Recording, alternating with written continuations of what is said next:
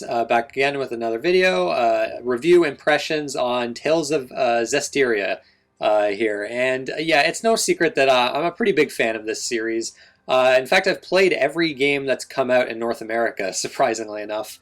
And I was looking forward to this. Now, Xillia 2 was the last one, and I had that in my top 10 games of 2014. But after I'd finished that game, I kind of had felt sort of burnt out on the Tales games. Like I kind of felt like I could go a while without playing another one. And as this got closer to release, I just couldn't help myself. I decided to grab it on PC. Actually, this is the first Tales game to hit PC, which is pretty awesome. I really enjoyed my time with this game. I gotta say, I was kind of surprised, honestly, with how much I enjoyed it. Now, I did enjoy it more in the beginning. Like towards the end, I started to like it less. We'll get into that later, but I do have to say, overall, it's a solid entry into the series. Now, the reception on this game has been pretty mixed, I gotta say, out of Japan, and since it came out in Japan. There's a somewhat of a controversy with how they handle a certain character. I think it's completely, I don't know, it's stupid. It's completely stupid how people got angry over that. It's kind of spoilers to talk about that, really. But other than that, the reception I've seen has been fairly mixed from like reviews and things like that. Some people seem to love this game. Some people seem to hate it. Some people seem to think it's okay, and then I've seen some people that expressed a lot of disappointment with it.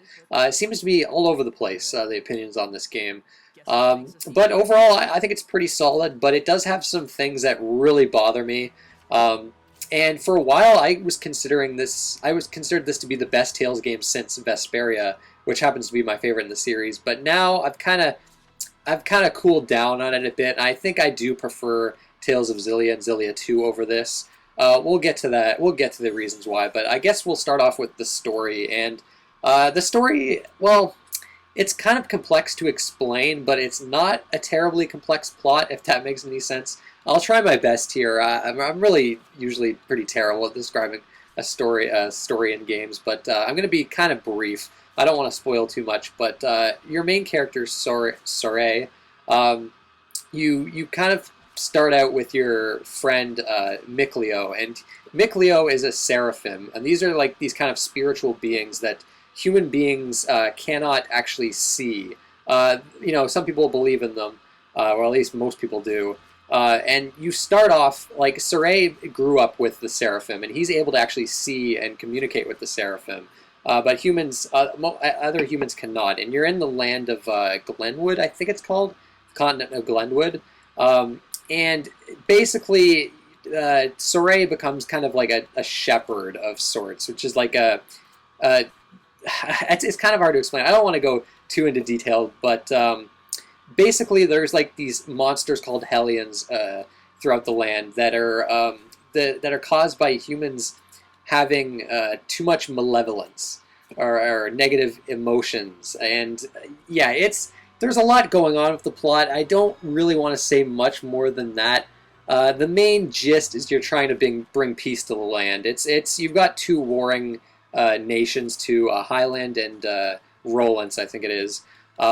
And yeah, the general plot is you bringing peace to land, and then kind of figuring out the backstory of the seraphim and just the shepherd in general, and how Sorey becomes to be a shepherd. I don't really want to spoil exactly what a shepherd is, but there's a lot of interesting lore and backstory with the world, and that's my favorite part of the plot. But the general story isn't terribly complex or all that interesting, unfortunately. I don't know, I thought the plot was mainly sort of boring. Towards the end, it does get better. And then the ending itself I actually like. I've heard some mixed things on the ending, but I did like the ending.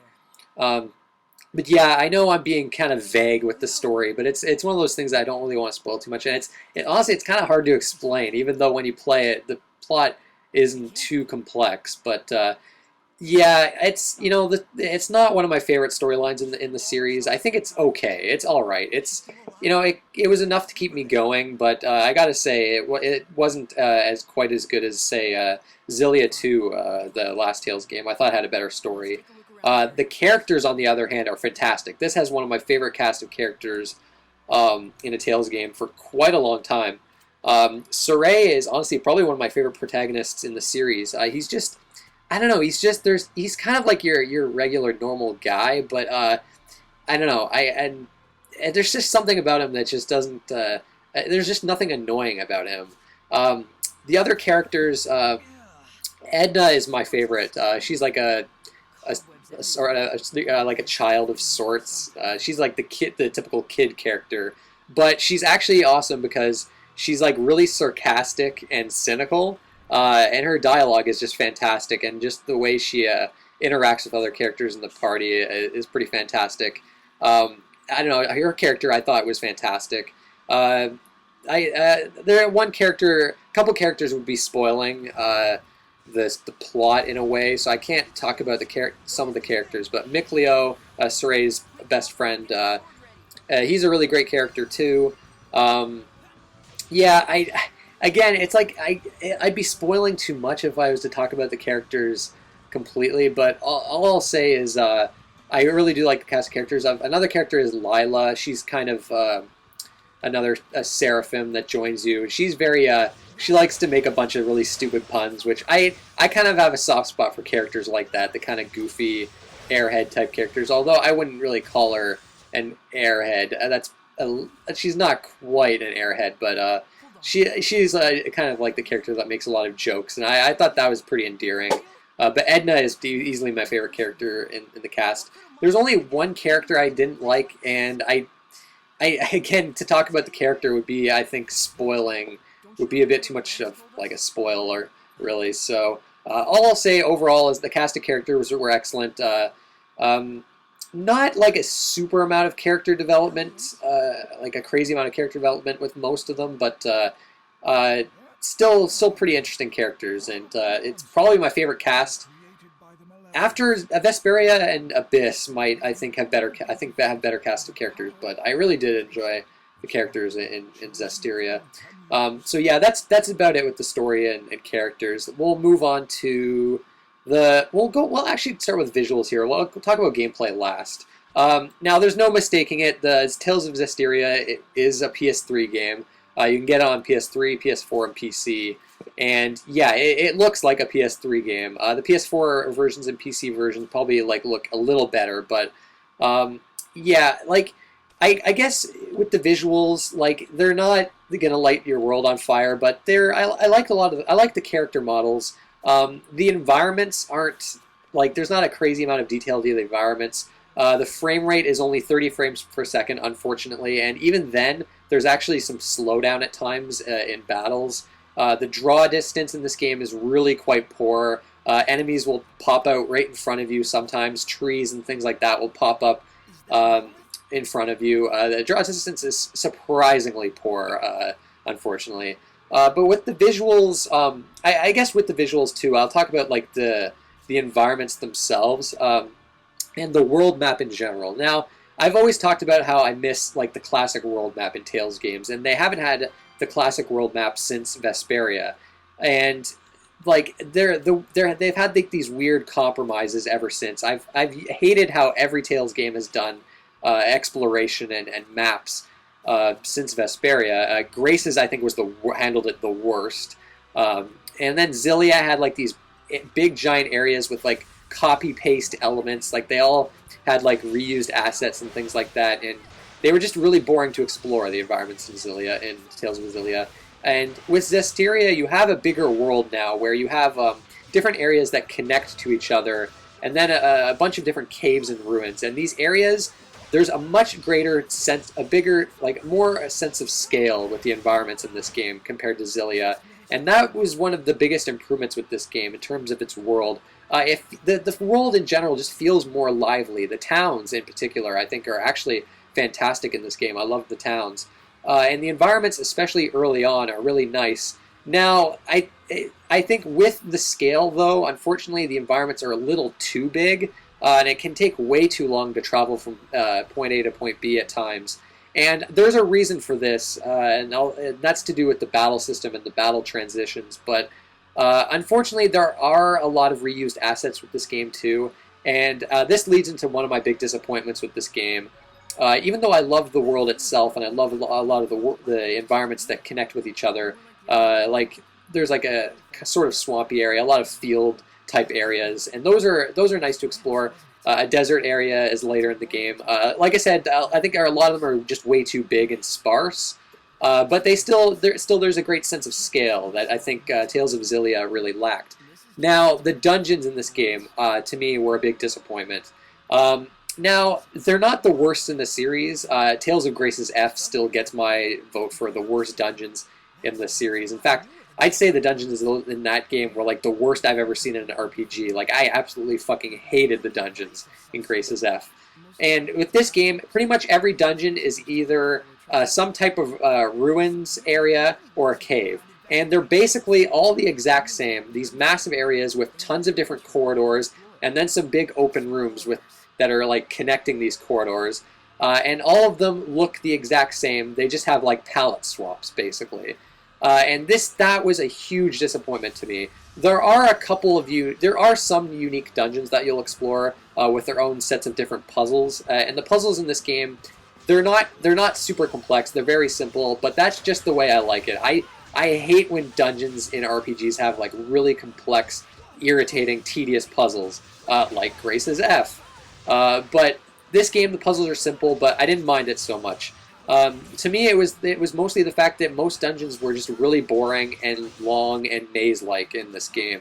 Most of the optional dungeons, especially.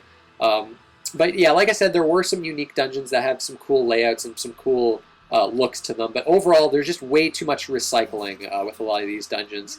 And like eventually, towards the end of the game, I just stopped doing a lot of these optional dungeons that I would find because they were just so boring to go through. And like there's some good loot that you'll find throughout these dungeons, some good equipment, but I didn't think it was worth the effort because I was just so sick of going through these samey dungeons that just went on forever and just were like maze-like at times. So yeah, dungeons definitely a big disappointment. But I guess with that, I guess we'll lead into the gameplay. Why the areas in this game are so big and there's a bunch of wide open spaces. That has to do with the transitions. The big thing with Zesteria is the fact that you can, when you run into an enemy, immediately the battle will start at where you ran into that enemy. And this causes a lot of problems, unfortunately. Like I said before, they kind of had to design the environments with this in mind. So you have these big, wide open, empty spaces because you have to encounter enemies there. But you can encounter enemies in corridors. And this is where the battle system becomes kind of a mess because the camera just can't handle it. The camera in this game is not very good. I'll flat out say that. It's fine in big open environments, but in corridors, like a lot of the times, you're just going to have to mash B and hope for the best because the camera is so zoomed in that you can't tell what the hell is going on. Which that kind of sucks, and I can see that being very annoying on the higher difficulties, but. Combat itself, let's, I guess, talk about the combat. It's based on the Grace's combat system, which I know a lot of people think is like the best combat in the series, and I can definitely see why. It's not my favorite. Zesteria still has my favorite combat, which I get. That's like I'm like in the extreme minority there. But I like Grace's F's combat, and this is very similar to that, where you have SC instead of like a TP. You have SC, the Spirit Chain here, where you can block and evade and run around, and your SC can kind of increase. And using your arts, your martial and hidden arts, uses up your SC. So it focuses more on combos, the combat in this game. But the combat system in general in this game is fantastic.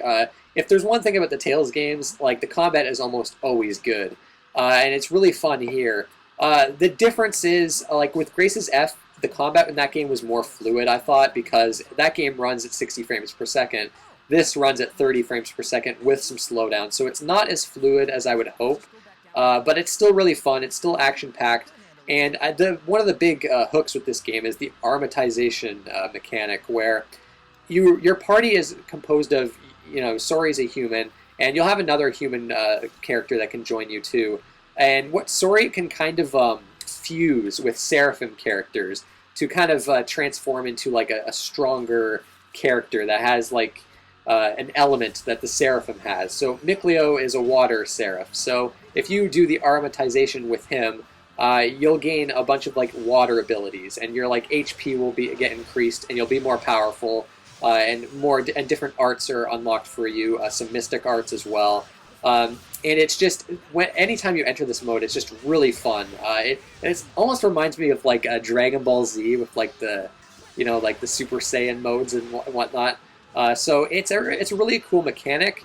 I do find it makes the game a bit easy. A lot of battles you can just like immediately go into aromatization mode and just spam attacks, and you can actually be fine. Later in the game, that's not going to help you all that much, but for most of the game, it does. Because the aromatization mode is just so much more powerful. But a big thing with this game too is like the weaknesses. Enemies will have different elemental weaknesses, so you'll have to check enemies' weaknesses. If they're weak to a water element, then it's a good idea to use the aromatization mechanic to transform into the water form. But yeah, it's a really fun mechanic, and overall the combat is just it's fun. It remains fun throughout, and it's definitely one of the highlights of the game. What else with gameplay? It plays out like your typical Tales game. Going from town to town. You're always given like a star on the map to show you where to go exactly, which is good. I like that. But sometimes it's pretty vague with what you have to do. I don't know, especially towards the end of the game. Like there was a couple times where I actually had to use a walkthrough to figure out where I was supposed to be going. There's a fast travel system because the world's so big and it takes forever to get to where you need to go sometimes. There is a fast travel system, but for some strange fucking reason, you have to pay money to use it, which is irritating. And other times, like there'll be some times where you just can't fast travel. Like the game just will not let you fast travel, and I can kind of understand why. There's some story reasons, but it's still irritating. And sometimes you're gonna have to make these really long treks to get to where you need to go. So that can be a bit irritating. What else with the gameplay? We've got another new thing with this game is like the skill system and the way equipment works. And this is a part of the game that I wasn't too big on, unfortunately, where your equipment will have different skills attached to it. And when you equip this piece of equipment, it will give you certain skills, and you can level up that piece of equipment. It'll give you stats as well, like stat increases. And these skills that you get from these pieces of equipment are temporary. They only last for as long as you have that piece of equipment equipped. So it's kind of like, I can understand why some people would really like this. There's a lot of experimentation, and you're looking at like kind of like a skill grid to make the use of your skills, and you're looking at enemies' weaknesses and seeing what skills would be best for what situation. But I thought it was just kind of a chore, to be honest, where I had to keep constantly going into menus and keep equipping and unequipping equipment, and the sense of progression is just not very satisfying when every skill is just temporary. So, there were times where I did have to pay attention to what skills I had equipped and things like that, but most of the time, any new equipment I have, or I would get, I would always mostly just look at the stats, because to me, it seemed like stats helped me way more than a lot of these skills. Now, later in the game, you do get some more powerful equipment where the skills are very powerful, and those are going to help you, but most of the time, I just thought it was kind of a nuisance, like this equipment skill system that they had going on. There is a fusion system, too, where you can like fuse two identical pieces of equipment to make more powerful equipment, which that was fine, but overall, I can see why a lot of people would like it. It would be fantastic for people that love min-maxing in RPGs, but for me, it was just kind of a nuisance. But that said, it wasn't a deal breaker. Like, it didn't make me hate the game or anything. It wasn't like this mechanic that I absolutely hated. But I probably wouldn't like to see it in the series again. Unfortunately, maybe the game would have been too easy if it would have worked like. I to say Zesteria did this, but I'm just gonna give like Final Fantasy IX as an example, where the skills, you would learn them permanently if you equipped that piece of equipment long enough and leveled it up. That I probably would have much preferred, but at the same time, that would probably make things too easy, because you could probably easily have a bunch of like really overpowered skills. But yeah, the exploration in this game, I gotta say, is much better than Zillia. Like, especially, like I said, in the first half of the game where I was finding all these optional dungeons, but towards the end of the game is when it started to just kind of wear on me, once I've noticed just how lazy the dungeons were. Um, and actually, like, towards the end of the game, too, like, I found enemies and bosses would just start to be complete damage sponges. And this leads into like a difficulty discussion. Like honestly, I felt the way Tales has done difficulty has always been rather poor because it's one of those games that just has a bunch of difficulty levels, and oh, the higher the difficulty, the more damage or the more HP enemies have, and the more damage they do. And to me, that's just such a lazy way of doing difficulty. So yeah, on normal mode, the game was fairly easy throughout, but towards the end, it started to get quite a bit tougher. But it was just kind of annoying. Like enemies and bosses towards the end of the game just had so much fucking health that it was. I gotta say, towards the end of the game, it was starting to become a bit of a slog. The final dungeon is really long, and enemies start to become almost impossible to avoid at that point. So getting into encounters was like really irritating, and just I don't know. It's one of those games where I kind of liked it less and less as it was going on. Even though I think the story is at its most interesting towards the end. But yeah, side quests. There's some side quests in this game. The side quests are actually pretty good in this game. You kind of come across them naturally. You have kind of like a side quest. You're able to keep track of side quests by talking to your fellow human character. And a lot of the side quests were I actually thought were pretty interesting. But the rewards I found weren't all that great. I don't like sometimes you get some good equipment, but again, like I was saying before, I wasn't crazy about the equipment skill system. So anytime I got a new piece of equipment, it wasn't that exciting for me. So that kind of put a hamper on exploration for me too. But yeah, what else? I mean, I guess that's about it for gameplay. There's probably some things I'm missing, but I mean, if you've played a Tales game, you know what to expect here. It's not a drastic departure or anything like that, and maybe this series does need a drastic overhaul of sorts. I'm not sure. Like, I still really enjoy the series. Don't get me wrong, but they do kind of feel they all start to kind of blend together at this point at least, but. Yeah, overall, the battle system is just so much fun that it's going to keep you going, and the story is decent enough. Audio-wise, the soundtrack in this game is really damn good. And I think that's because Go Shina did some of the soundtrack. I think Sakuraba did some of it, and then Go Shina did some of it.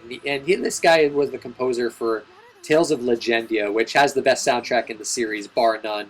And a lot of the songs in this game are really damn good. They really impressed me. And then some of them are really generic, like your typical generic songs that you'd find in Tales games. I don't know, like as much as I love the Tales games, the soundtracks are almost never amazing. They're always like just generic. But yeah, the soundtrack in this game though is really good. I was gotta say, I was quite impressed. And I really wish Go Shina would just do the soundtracks for the series from now on. It's weird. I know in interviews they've said like Sakuraba, he's like told to make the songs in a certain style and be similar to each other or something like that. But it's weird because I like his other soundtracks for other games. Like Dark Souls has an amazing soundtrack. The Star Ocean games have great soundtracks. I've heard Valkyria Profile has an amazing soundtrack. So I don't know. It's weird. Voice acting, excellent. Really, really great. The Tales series has had really great voice acting for a while now. So yeah, nothing to complain about there. Although there was like one little character, this is like a side character you find early on in the game. This character had a really irritating voice, but I don't know. That aside, the voice acting is top notch. Really good stuff. But yeah, that's audio. That about covers audio. Trying to think. I mean, I guess that about covers it. So yeah, overall a solid entrance into the series. The battle system is great, story's decent, dungeons aren't very good at all, unfortunately. But I do gotta say, I think they're going in a good direction with the way the world is set up. But I gotta say, the battle transitions, I don't know, I don't think it was worth it, honestly, to have like those battle transitions. Like I didn't even really mind it in previous games where you'd run into a battle and then you just transition into like a battle arena of sorts. But yeah, yeah, overall, Tales of Zesteria, I really enjoyed it. I got to say, it surprised me. I enjoyed it more than I expected to because I was really feeling kind of burnt out with the series. But just as I was starting to play it and get into it, I was just like, oh, you know what? I still really love this series. I still really love the combat so much, and it's a lot of fun despite some of its issues. So yeah, if you're a Tales fan, you've probably already played this. You're probably already playing it. But I'd say if you like JRPGs, I think this is a good one. To get. And it's cool to see it on PC too. I'm glad I could get it on PC. But yeah, that's it guys. I want to thank you for watching, and I'll see you next time.